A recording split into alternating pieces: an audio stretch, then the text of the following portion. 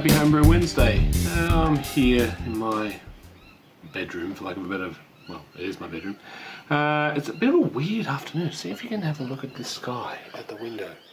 The video is not quite capturing it, but everything's a really orange light because we've got a storm rolling in, and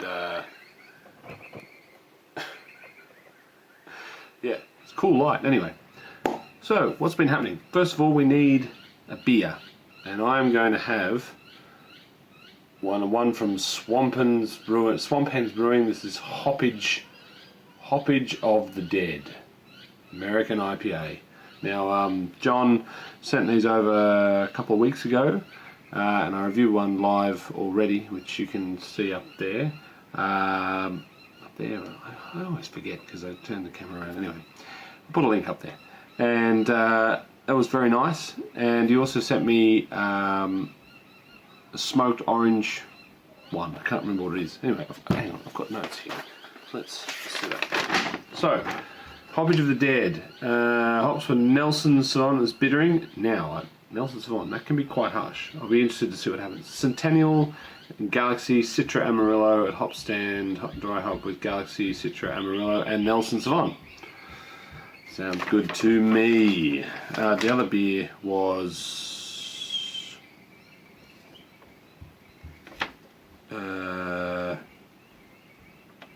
read the print. Manuka smoked malts with chocolate and orange. So anyway, let's have a go at this beer. See if I can do it without spilling it everywhere. So label out.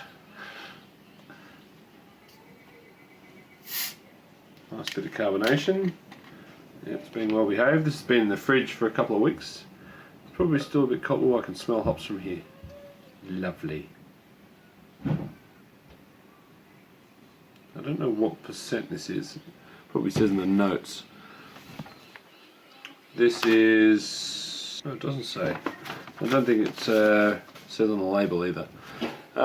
Also, this beer is fermented with the Kveik yeast, which you can also see my aroma and flavour impressions on the video. I'll link to the playlist. I'm starting to do I'll talk about that in a minute.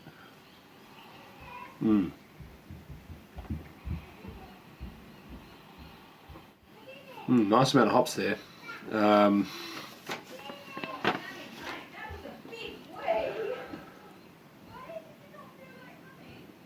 Oh, toilet training.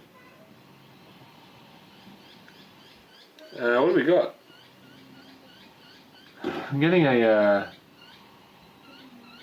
it's fruity. I think the Kveik yeast is sort of mixing with my perceptions. Because I'm used to like an APA being quite clean on the yeast. I'm getting a little bit of Centennial, I think, the pithiness. Citrus.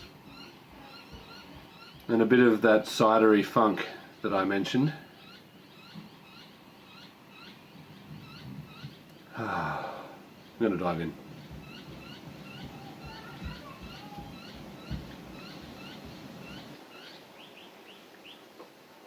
Okay. Whoa. Num. The Kveik yeast adds an interesting dimension. I'm not used to it.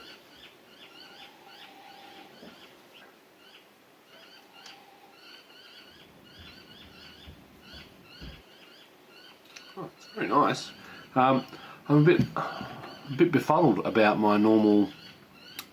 I'm definitely getting Centennial on the front, and maybe Amarillo and Citra, like a sort of a citrusy tropical fruit sort of, flavour. Bitterness is good. It's about what I would expect it to be for an American Pale Ale. There's a bit of tang around the sides of my tongue. It's a bit windy over here. Sorry, I hope you can hear me alright. And yeah, really nice brew. Really interesting brew. I'm going to have to get used to my Kveik yeast. Kveik, whatever. Anyway, enough about that. Thanks, John.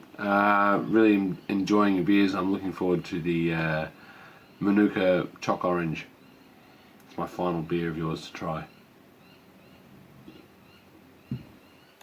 But talking about yeasts, I started doing a series, sort of a bit, not by accident, but kind of off the cuff,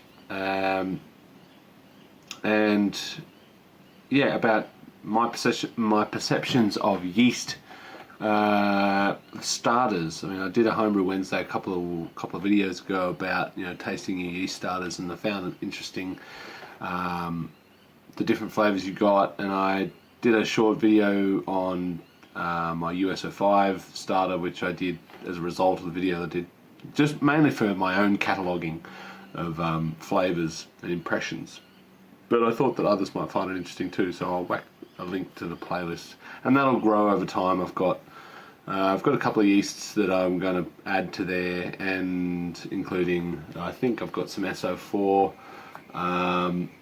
I've got 4 of the Cross My Loof yeasts, including a Kolsch yeast, a Crystal Weissen, Pale Ale, and maybe a wheat, I think. I'll have to double check on that. I'm going to do one for the 3470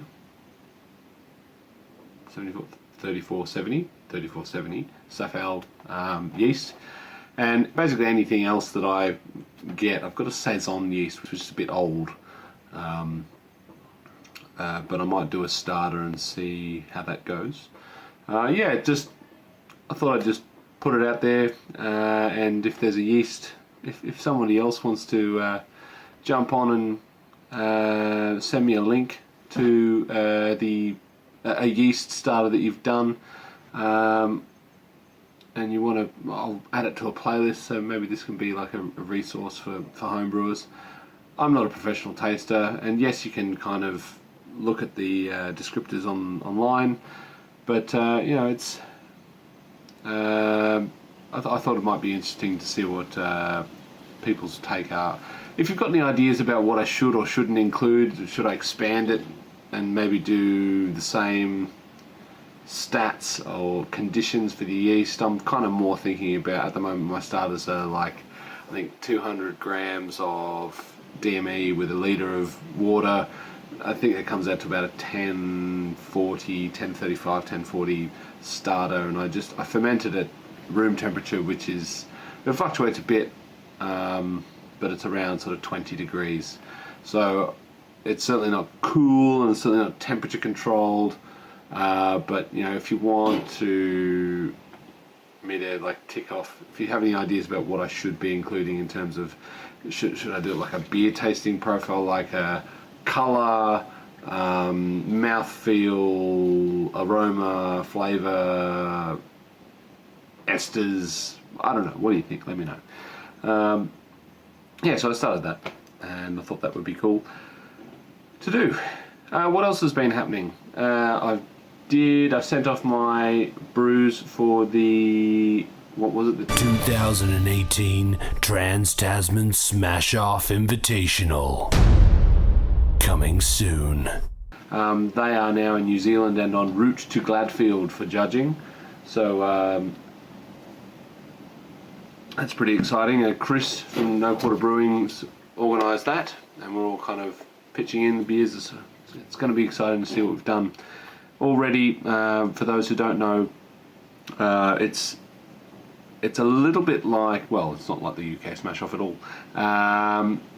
Everyone does the same malt. Everyone has the same yeast, or different variation of, so it's USO5, WLP 001, and Y yeast 1056. So you have to use one of those yeasts. You have to use Gladfield American Ale malt, and you have to use Motueka. The only exception for the grain is you can use sour grapes or acidulated malts, up to 5% of your grain bill. And the style had to be a pale ale between 4% ABV and 6% ABV. And so, yeah, within those parameters, there's already been some subtle variations of Well, I don't know. I haven't tasted anything except for mine. But yeah, some variations, and it's all down to the creativity of the brewer in terms of recipe formulation and skill in terms of process. So there's still a lot of variables that you can tweak and change your beer. But I look forward to seeing what everyone comes up with. I don't know if I'll get any of the beers from the other participants, but I'll be interested to see what Gladfield says nonetheless. I've got my own brew day video coming soon. I'm just waiting for my beer to condition maybe a couple more days, and then I'm going to do it. My final tastings on that. Yeah, so yeah. What else? I did my Brew Darker brew for the Staves Brewery in Sydney competition. That's sponsored by Beer Co and Gladfield. So basically, you just brew a dark beer, and no constraints apart from it had to be a dark beer. It was going to be served at the winter solstice dinner event that they hold every year in June, and so the winning brewer gets to go down there, and the winning beer gets to go down and brew their beer on the system at Staves. And I think there's like grain and hop and yeast packets prizes for second and third. So I did that, which I've got a brew day video. Sort of, I think it's almost no, it's not edited up. It's a shot though. I had some extra yeast. Had some 2 litres of extra wort from that brew. It wasn't going to fit in my fermenter, so I decided to put the 2 litres in a sanitised Tupperware container and throw some Kveik yeast at it and see what it did. And man, that yeast, it was done in 2 days. Yeah, crazy stuff. And that was straight out of the fridge, no starter or anything. Just let it warm up to room temperature. Shook up the little jar that I have, tipped some of it in, give it a shake around, just left it on top of the fridge. Actually put it in the oven on 30-degree setting just because I could. But yeah, apart from that, that's about all we've been doing. Just been looking. Kookaburras. We've just been looking at houses. It's depressing how much money I need for a house, even in Newcastle. So anyway, we'll keep looking. We'll keep finding a way. But I hope everyone. I think that's about it from me. I hope everyone has a great week, or has had a great week, and has an equally great weekend and following week. Thanks again to Swamphen Brewing, John, for sending me this delicious beer. I'm gonna actually it's changed a little bit. It's opened up a bit more.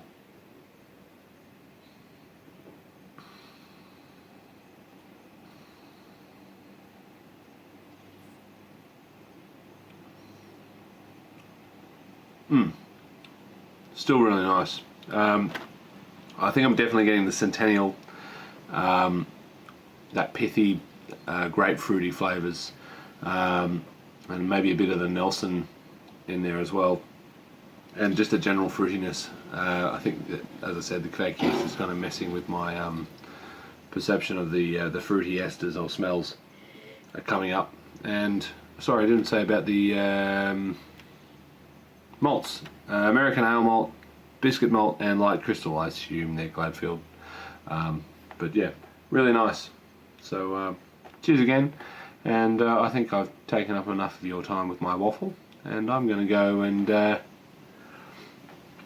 continue to enjoy this while cooking a bit of dinner. So for another week, this has been Stass from Stass Brewing, signing out.